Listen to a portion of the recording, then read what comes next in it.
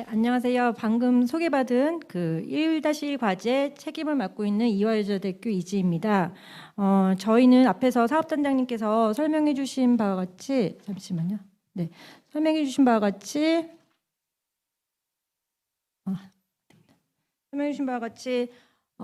국제공동 측정을 통해서 동북아 지역의 고농도 초미세먼지 발생 특성을 규명하는 연구를 진행하고 있습니다. 보시는 바와 같이 저희는 국내 연구팀 3팀과 국제 연구팀 3팀에서 총 6팀을 구성을 하고 있고요.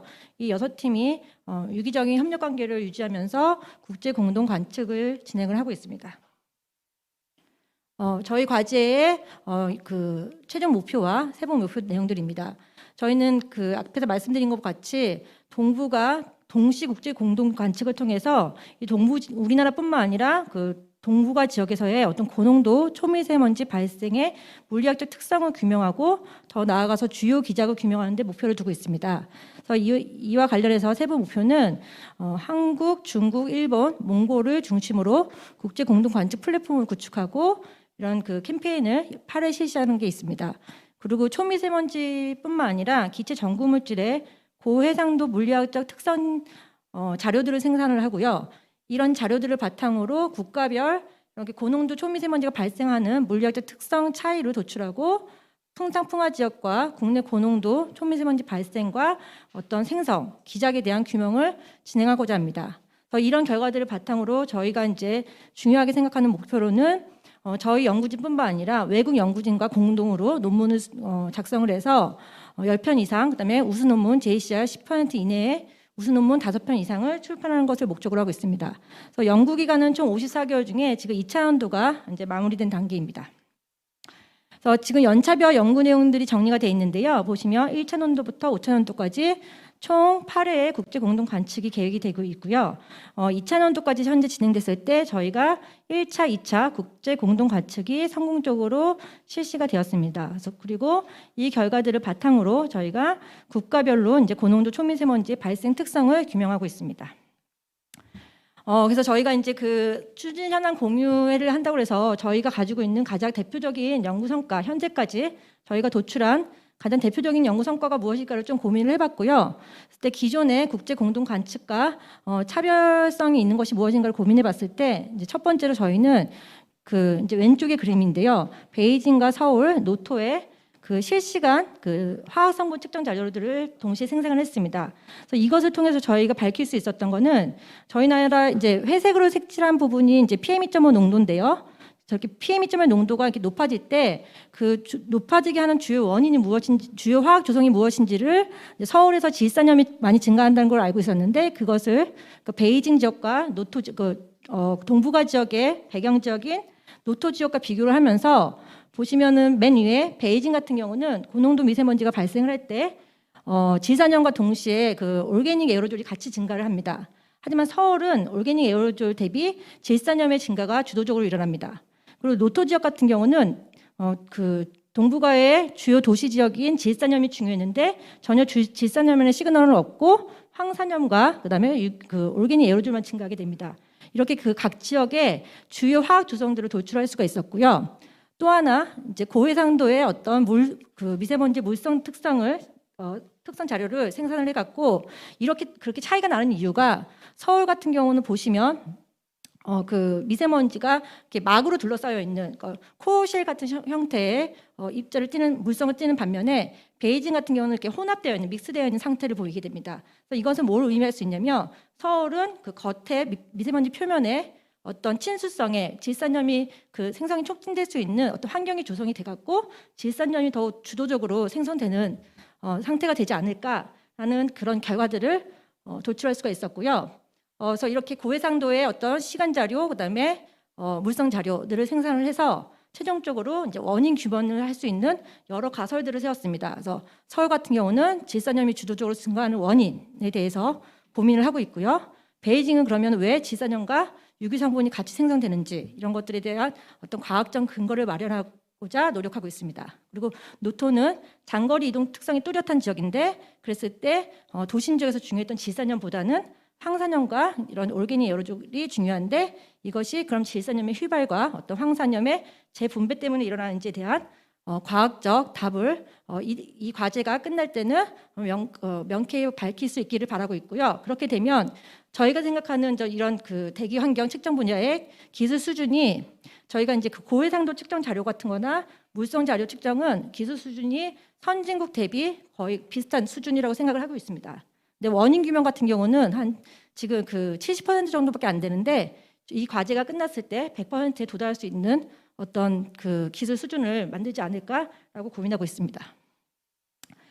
그 외에 연구 성과들을 요약을 해보면요, 저희가 아까 이제 사업단장님께서 설명하신 것처럼 국제 공동 관측을 위한 그 어떤 플랫폼을 구축을 했습니다. 근데 이것이 국내 연구진 한국이 주도하여서 몽골, 그러니까 중국, 일본, 몽골 이렇게 네 나라에서의 어떤 관측 플랫폼을 구축을 했고요. 또 하나 그걸 통해서 이외의 국제 공동 관측을 실시를 했습니다. 성공적으로 실시를 했습니다. 그리고 또 하나 저희가 특이한 점은 고민했던 것들은 이런 국제 공동 관측 자료를 저희 연구진 국내뿐만 아니라 국외 연구진들이 같이 적극적으로 공유를 해서 100% 공유를 하고 있습니다. 그리고 공유 시스템을 만들었고요. 그거를 이제 이 과제에 그 동아시아 관측 플랫폼에 같이 탑재를 해서 이게 저희 연구진뿐만 아니라 국제 연구팀들도 같이 참여를 해서 공동 분석을 진행을 하면서 이 연구 결과에 대해서 동의를 하고 공감을 할 수 있는 그 효과를 도출하고자 합니다. 그 외에 어떤 국가별 미세먼지 물리학적 특성 분석을 했고요. 그다음에 계절별 특성을 도출을 했고 마지막으로는 이제 중국의 미세먼지 연구 현황에 대한 분석을 통해서 니캡과 같은 니캡에서의 어떤 동북아 정책 기술 협력 근거 자료로 활용될 수 있도록 마련을 하고자 합니다. 그리고 또한 향후에 그 한중 대기 정책의 그 미세먼지 농도 변화에 미치는 영향 등에 대해서 과학적 근거 자료를 제공하고자 합니다. 네, 그래서 지금부터는 이제 저희가 그 앞에서 요약적으로 말씀드렸던 연구 성과에 대해서 하나하나씩 그냥 자세하게 말씀을 드리겠습니다. 그래서 지금 왼쪽 그림들이 저희가 1차 그리고 2차 국제 공동 관측을 위해서 그 저희 연구진들이 주기적으로 이제 회의를 진행을 했고요. 그래서 무사히 성공적으로 관측을 잘 진행을 했습니다. 그리고 아래 그림이 그럼 측정 기간 동안 이 모인 데이터들을 다 이제 한 곳에 모아서 모든 그 연구진들이 어세스할 수 있게끔 플랫폼을 구축을 했고요. 그리고 이제 저희가 계속 연구 결과들을 지금 생산하고 있는데 그것들에 대한 그 자료 결과 공유와 그다음에 공동 논문 작성을 위해서 주기적으로 이제 국내 그다음에 국제 워크숍들을 진행을 했고 논문들도 출판을 하고 지금 계속적으로 생산이 되고 있습니다. 그리고 또 하나 저희 연구 성과라고 생각하는 게 한국과 어떤 중국, 일본에 비해서 대기오염 상태는 심각한데 어떤 그 대기오염 그 진단이나 분석 기술이 낙후돼 있는 몽골 지역에 저희 그 수준 높은 그 분석 기술들을 다 도입을 해서 뭐 입경 분포나 아니면 상세 유기 성분 분석 자료 등에 다 몽골에서 최초로 이제 여러 결과들을 생산을 하고 있고요. 그래서 이것을 통해서 몽골의 대기오염의 어떤 분석 기술을 향상하는 데 큰 기여를 했다고 생각합니다. 두 번째로는 현재 그 동북아 지역에서 그 몽골의 배출량이 고려가 되어 있지 않는데 그런 배출량들을 고려해서 그 오른쪽 아래 그래프를 보시면 이 몽골 지역의 그 심각한 대기 오염 수준이 동북아에 어떤 영향을 미치는지에 대한 연구도 같이 진행을 하였습니다.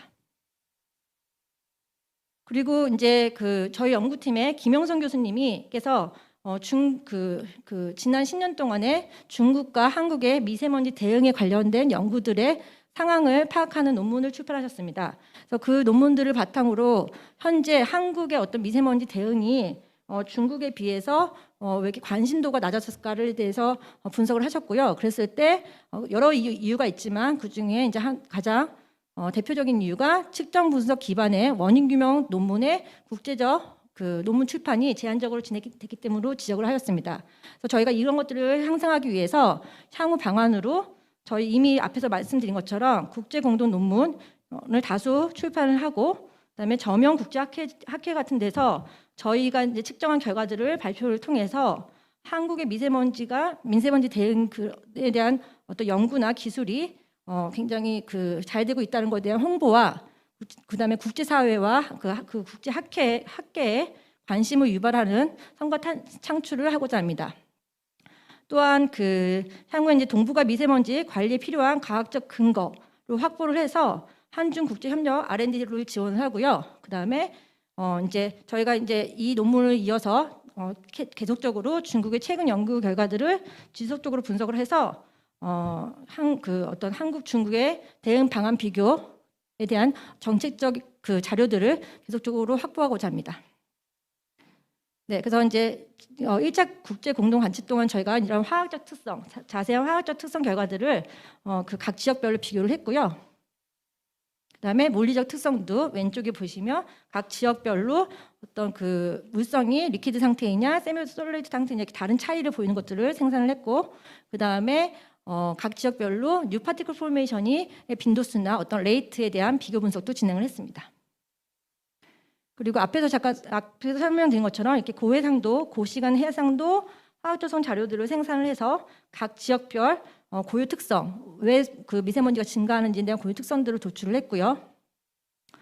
그리고 이제 2차 측정이 저희가 이제 여름에 진행됐는데, 그랬을 때 이제 겨울 대비 여름에 동부가 미세먼지 농도 현황을 파악할 수 있었습니다. 그래서 여기서 특징적인 거는 왼쪽이 이제 겨울이고 오른쪽이 여름인데, 왼쪽을 보시면 이제 몽골의 울란바토르가 압도적으로 농도가 높았고요. 그 외에 베이징이나 서산, 서울의 농도가 한 30마이크로그램 퍼 큐비미터 수준의 비슷한 수준이었습니다. 그랬을 때 여름을 관측을 했는데요. 여름에 울란바토르는 현저하게 감소를 했고, 나머지 세 지역은 겨울과 다르지 않게 농도 수준이 비슷했다는 겁니다. 그래서 이 얘기는 무엇을 의미하냐면 여름에도 동북아 지역에서는 미세먼지 농도가 낮지 않음을 의미하고요. 그래서 여름에 요즘에 여름 헤이즈에 대한 연구들이 진행되고 있는데, 역시 저희 캠페인 기간에서도 그걸 확인할 수 있었고요. 그랬을 때 그러면 여름에 이런 미세먼지 농도를 낮추지 않은 주요 화학 성분이 무엇인가를 왼쪽 그래프에 나타낸 건데, 겨울과 여름의 농도 차이를 의미합니다. 그래서 보시면 여름철에 빨간색으로 표시된 부분이 증가한 부분인데요. 좀 지역마다 양의 차이는 있지만 가장 왼쪽인 황산염 농도가 크게 증가를 했습니다. 그래서 여름철이 겨울철에 비해서 미세먼지 농도가 낮아지지 않은 이유가 질산염 대비 황산염의 농도가 증가했기 때문에 파악을 했습니다. 그리고 이제 겨울과 여름에 미세먼지 화학 조성도 황산염의 비율이 증가한 것을 확인을 했습니다. 그래서 여름철에 미세먼지 농도가 낮아지지 않은 이유의 황산염 영향이 중요하다고 판단을 하여서 저희가 3차원도에서는 각 지역별로 황산염의 생성 메커니즘에 대해서 집중적으로 연구를 진행할 계획입니다. 네, 그래서 향후 추진 계획은 이제 1단계가 마무리되는 3차원도에는 저희가 2차례의 국제 공동 관측을 계획하고 있습니다. 그래서 3차와 4차 봄과 가을에 진행이 되면요, 저희가 1단계의 계절별로 이제 국제 공동 관측을 4회 실시하게 됩니다. 그럼 계절별로 동북아 지역의 어떤 미세먼지뿐만 아니라 전 기체 문질까지의 어떤 물리화학적 조성에 대해서 도출을 할 수가 있을 거고요. 이걸 기반으로 물리학적 특성 차이와 주요 요인을 도출해서 많은 연구 결과들을 생산할 예정입니다. 그리고 또 하나가 이제 3차원도에는 아시안 에어졸 컨퍼런스라는 국제 학회에서 저희가 지금 스페셜 세션을 운영을 하게 됩니다. 그래서 저희 보시면은 각 세부 책임자들께서 다 발표를 하고 이 결과들에 대해서, 그랬을 때 이제 예를 들면은 북경대학교의 우 교수님 같은 경우도 베이징의 고농도 미세먼지를 설명하는 데 있어서 서울 데이터와 비교해서 주도적으로 이제 해석을 하게 됩니다. 이렇게 되면은 제가 생각하기에는 이런 결과들을 발표해서 국제학회에 한국 주도하에 어떤 이런 동북아 미세먼지 현상에 대한 대응에 대해서 진행을 하고 있다는 것에 대해서 관심을 유발할 수가 있고, 그다음에 국내 전문가들의 연구 결과를 공유해서 자문을 받을 수 있을 거라고 생각합니다. 이런 과정에서 본 과제와 프렌드 사업단의 홍보가 진행이 될 것이라고 생각이 듭니다. 네, 그리고 3차, 4차 국제 공동 관측 캠페인을 통해서 저희가 늘 똑같이 하는 게 아니라 그때 또 필요한 항목들, 예를 들어서 아까 앞에서 질산염이 서울에서 중요하다고 했는데 그것이 굉장히 흡습성과 관련이 많습니다. 그럼 흡습성의 측정을 추가해서 계속 수정 보완을 하면서 더 업데이트된 캠페인들을 진행을 하고 있습니다. 그래서 그럴 예정입니다. 네, 그래서 저희 1-1 과제의 연구 성과에 대해서 이제 말씀을 드렸습니다. 감사합니다.